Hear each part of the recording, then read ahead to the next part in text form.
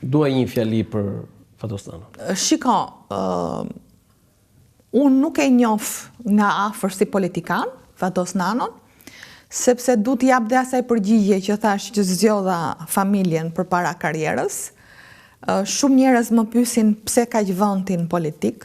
Në fakt, unë kam zgjedh modelin konservator, që njeriu në fillim investon për familjen dhe për anën profesionale, pastaj futet me një bagazh personal për të, për shembull, unë kur u futa ke Partia Demokratike, çova kontribut, nuk prita që të marr emrin si shumë deputet, që punën e parë e bëjnë deputet. Punën e parë në jetë kanë bërë deputetin.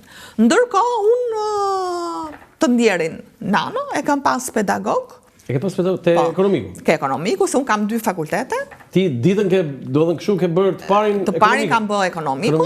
Dhe Agustini bëri institutin e fisurës. Ndërkohë që e kam pas pedagog, dhe ruaj një konsiderat shumë lartë, sepse ishte nga të pakët pedagog që në vitet 86-87 fliste, kritikonte dhe regjimin, dhe në fund fare pastaj thonte që këto ndodhin në regjime kapitaliste, borgjeze, që gjëja s'kan lidhje me ne. Ty çfarë note vuri? 10 më ka vënë. Po, realisht, po. 10, po. Edhe në temën, po, kam pas mësuar, po edhe në temën e diplomës. Të një sëri shkurtër me Fatosnano. Si profesor, si lektor. Thash, ai ishte shumë ndryshe nga pjesa tjetër. Përveç ishte shumë i zgjuar, unë thash, mënyrën se si tregonte lëndën, pra, e përcillte ke ne, e bënte në një mënyrë komplet tjetër. Jo ajo, sepse ai thonte dhe vetë, librat aty keni dhe lexojeni e mësojni. Mënyrën se si e perceptonte lëndën mësimore dhe ta përcillte ty, ishte i veçantë nga të gjithë. Për pos faktit thash që tek zoti Nano dhe të disa me kokra, ne shikonim disa reflektime që këto po flisnin kundra sistemit, centralizimit, ndërmarrjeve bujësore etj. Po, foto tjetër?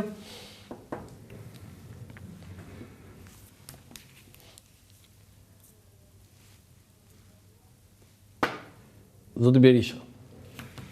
Tani, zonja Kalaja, kam një pyetje të drejtë për drejtë. A ka dikush aty në Partinë Demokratike që mund t'i thotë Zoti Berisha, ti e bëre epokën tënde, se nuk mund të mohohet kontributi Berishës në këto 35 vjet. Do të thënë ai që e mohon, nuk e di se çfarë problemesh ka. Do të thënë Berisha ka bërë ato që ka bërë, që në dhjetor 90, edhe kur ka qenë president, kur ka qenë kryeministër, kur ka qenë opozita e parë, por ka bërë dhe gabime, ai e ka pranuar dhe vetë, atë të 97-ës e kemi gjithë si gung, po e ka probleme më të madh etj. Por vjen një moment... Jo, 97-ës se ka pranuar, ai se ka bërë. Jo, ka pranuar. Firmat piramidale, thash, e pranuar fajin, ka pranuar. Ti mendon se 97-a u bë për firmat piramidale? Po ty po të shkojnë miliarda e miliarda vetëm abuzimet e Belinda Ballukut. Jo. Tashi, mos i hyn kush e bëri 97-ën. A ka dikush Partinë Demokratike që ka guximin të thotë, Zoti Berisha, ju duhet largoni nga drejtimi i partisë?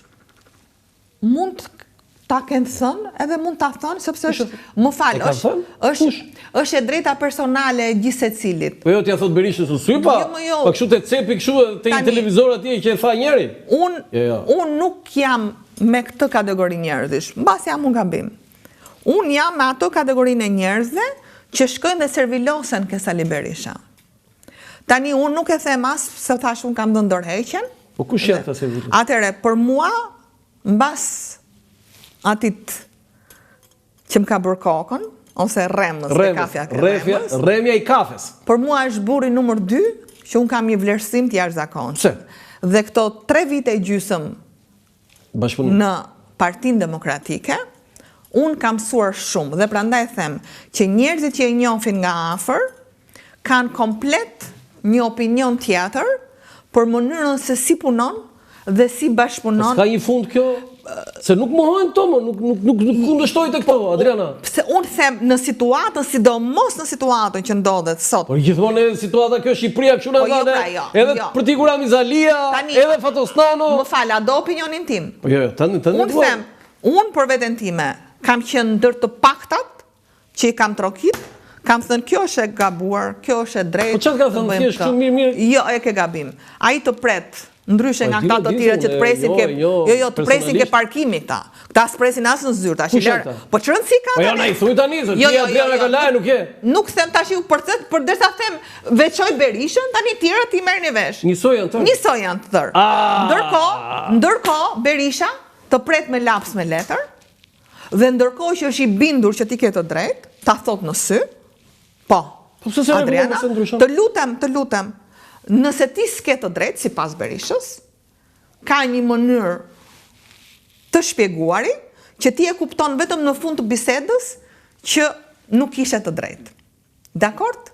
Pra, këtu unë vlerësoj karakterin e një personi, që është realisht lider, dhe e keni shumë gabim se në mbledhjet e Këshillit Kombëtar, ngrihen njerëz, bëjnë kritika, flasin, merren në konsiderat dhe nuk është ajo që perceptohet që nuk guxon njëri të flasë, nuk guxon njëri ta kundërshtojë. E keni shumë gabim.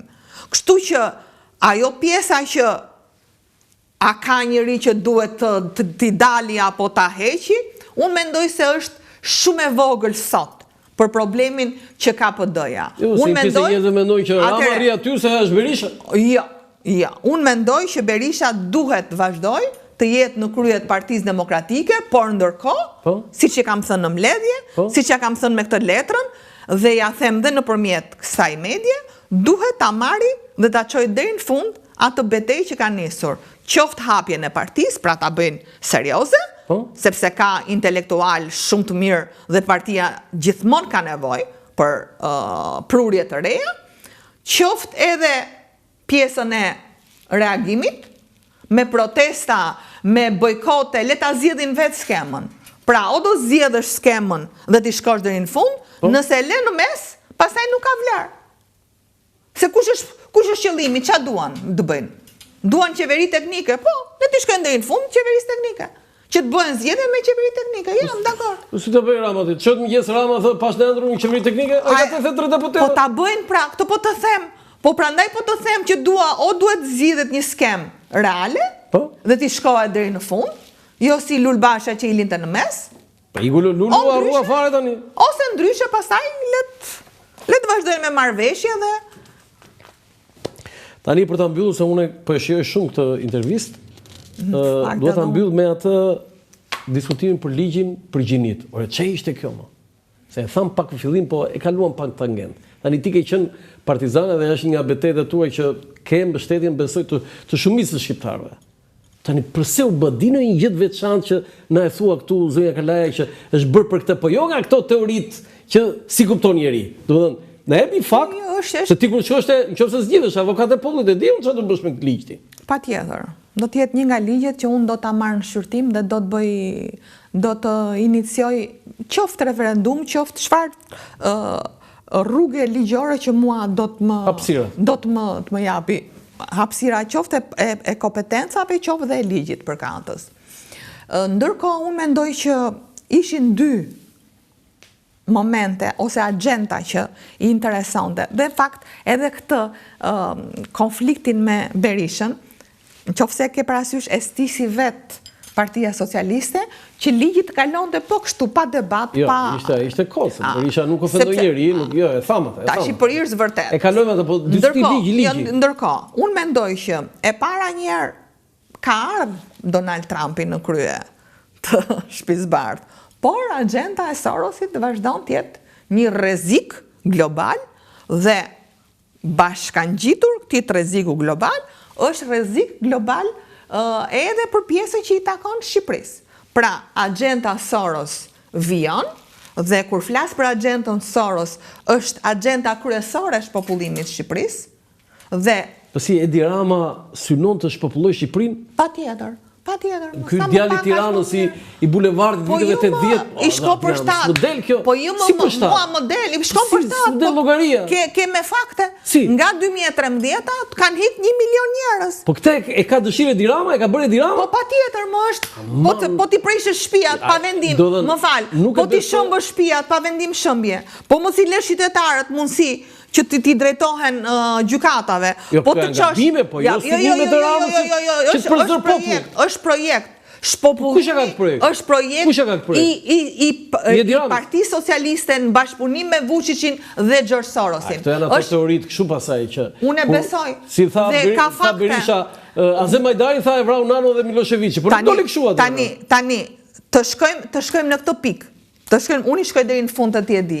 Unë bindje vetë mia. Shpopullimi është agent sorosiste për Shqipërinë, sepse intereson edhe Serbisë. Intereson e Tiranës? Po patjetër. Po si intereson e Tiranës? E ka thënë, e ka deklaruar, i ka folin sikti. Ka thënë që ne i marrim nga Bangladeshi, sa fillojnë që të mësojnë shqip, ju i tha... Nga Bangladeshi i ka marrë dhe biznesmenët.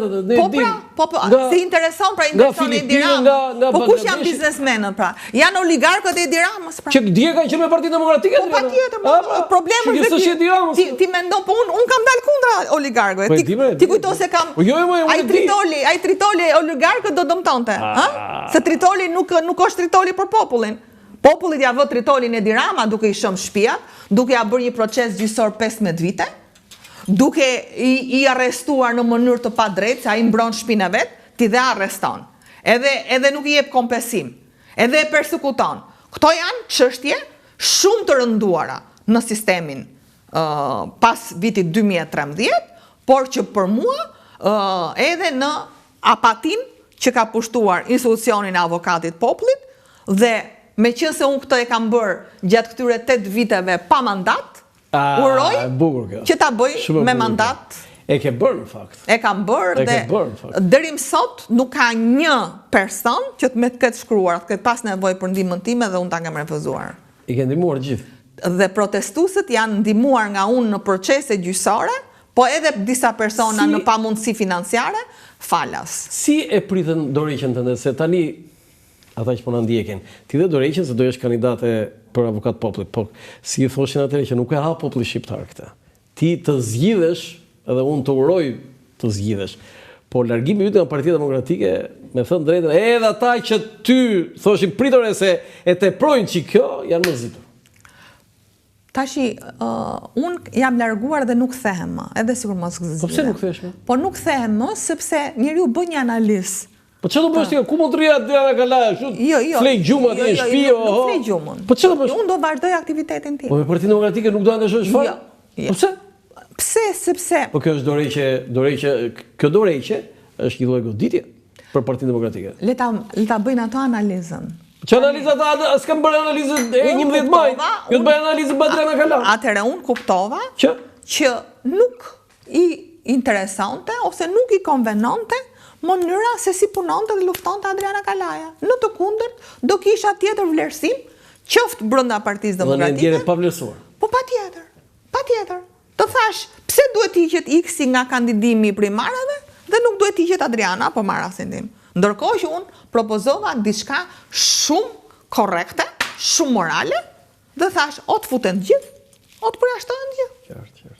Është më fair në politikë. Pra, nëse ti fillon me këto problemet brenda partisë, tani që do... Ne fillum duke sulmu njëri tjetrin në fushat. Me probleme nga më të ndryshmet. Kështu që... Zonja Kalaja, unë jemi në fund të kësaj interviste. E ndje veten kështu që nuk ti kishe intervistuar më përpara, por më mirë që ndodhe kështu se sa të gjykohesh e të paragjykohesh. Unë të falenderoj shumë, të uroj shumë suksese në garë për avokatën e popullit. Faleminderit. Do të ndjek me shumë vëmendje platformën nesër, sepse disa gjëra kuptova këtu më shumë se sa ti the, sepse sigurisht që ke ruajtur për nesër, dhe jam i bindur që nëse zgjidhesh avokatë e popullit, ata të dobtit do kenë një vend ku të vinë të mbështesin gjithçka që ata kanë si problem. Një derë të hapur dhe një mbështetje. Të dobtit. Një mbështetje për këdo. Pra, po jo, të dobtit. Sidomos të dobtit. Unë e kam treguar, e kam treguar me fakte, me prova, po unë nuk kam qef to që ti bëj publike, që unë çdo person që ka pas nevojën time juridike, ligjore, për ta përfaqësuar në nivele të ndryshme të gjykatave, e kanë marrë këtë ndihmë falas. Kështu që unë, duke qenë me këtë post që ma jep ligji, unë do të jem patjetër në radhë të parë për më të dobtit, sepse aty tregohet fuqia e institucionit. Ti je pasur? Jo, s'jam e pasur. Po si je? Unë jetoj mirë. Me pronat? Jo, kam profesion. Po kafen e Remës ti e ke? Jo. Nuk e përfitoj babi. Se përfitoj Po, sepse dolin... Ua, sa ironike kjo, e? Po, në 89-ën dolin pension. Dhe do në qëlloj që dolin pension. Po kush e privatizoj? Persona. Se bleve, mo? Iku tani. Iku tani. Tani problemi është unë kam dy profesione i nderuar, kam 4 licenca, po 2 profesione që ushtroj.